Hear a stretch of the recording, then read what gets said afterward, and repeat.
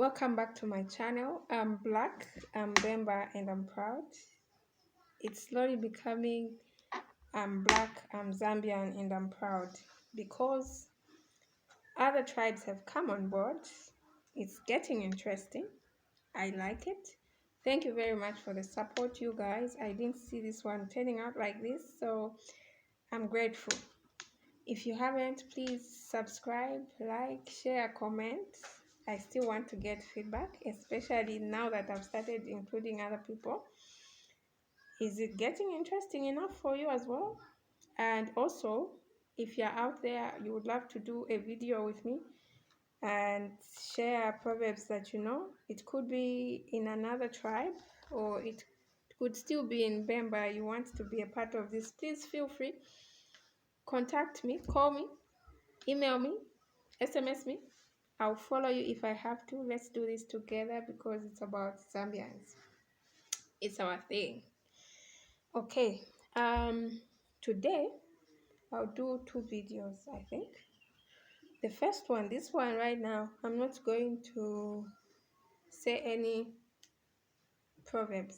I'll just talk about why it is important to preserve our culture as Zambians. This is because, like I said last time, October is a month in which Zambia was born as a nation. So on my birthday as a person, I reflect on my life and I thank God for how far He's brought me.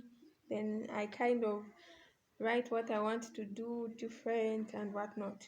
So in the same vein, as we celebrate 58 years of independence as a country, I have personally taken it up to say I will emphasize to the people I'm sharing this with why we should not completely do away with our culture.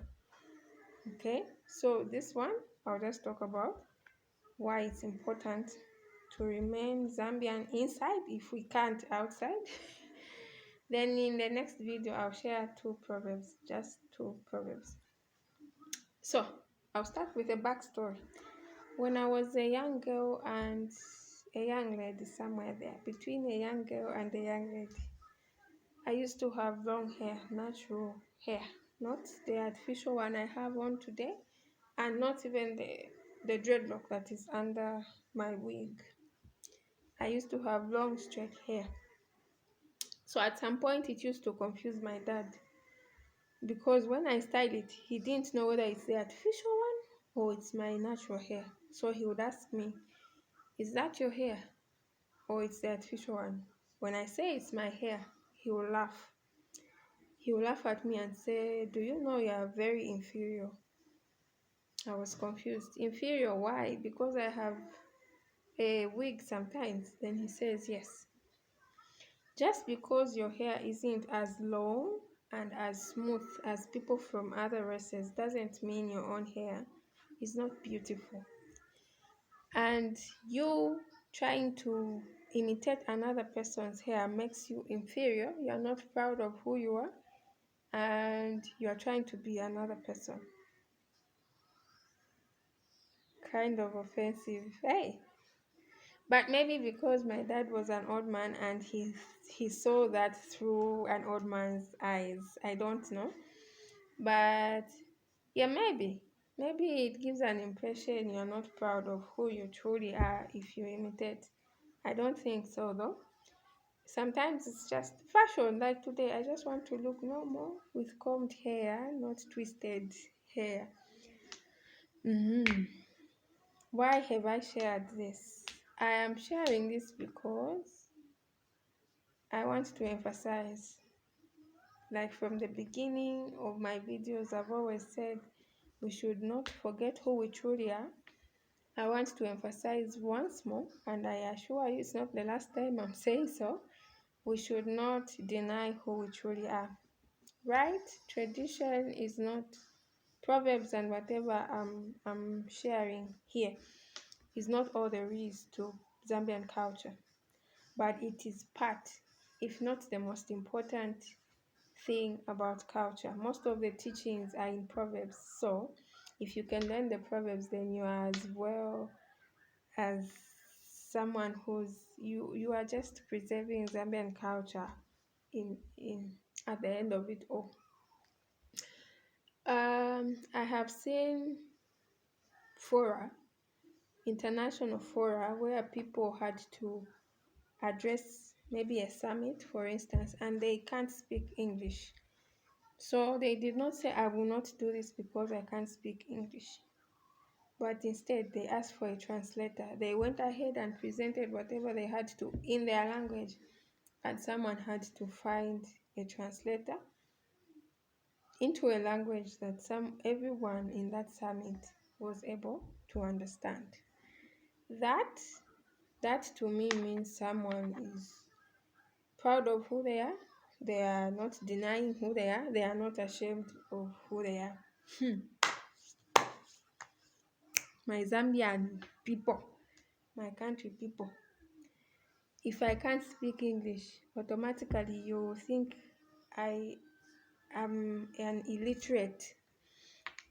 You attach someone's intelligence to how fluent their English is. You rate the success of someone based on their eloquence in English, which is not supposed to be the case. We can be as learned as we want. We can explore the world if it allows us. We can wine and dine at international level with people from all walks of life, but we should not deny who we truly are. We should carry that torch as Zambians. Let's go and sashila for others.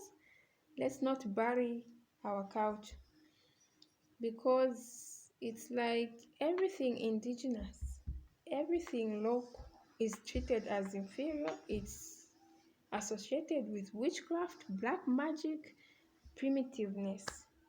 Everything Western, for instance, is cool, is the real deal, even if it contradicts how you were brought up. As long as you saw it on TV, it's practiced by superior races, then it is cool. It should not be the case. Okay? Let's remain Zambians. Let's change our complexions to look like other races if we choose to. It's okay. It's your choice. Let's copy accents and sound like we are from other continents. That is okay too. But inside, let us not do away with who we truly are. A Zambian knows that kneeling, for instance, is a show of respect to someone elderly. When you go out there, ngakuli abakulu, if you kneel, it's okay. Maybe you won't kneel because you can't. They won't understand. But the things that you know show respect, you should uphold them. Let's carry the torch for Zambia. Let other people learn about our culture.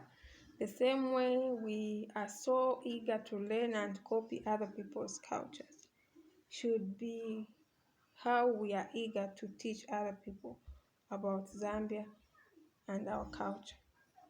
Okay? So, give me feedback on what I've said today. Still like, share, subscribe if you haven't done so, and I'll see you in the part 2 of this with the 2 proverbs I said I would share. Bye.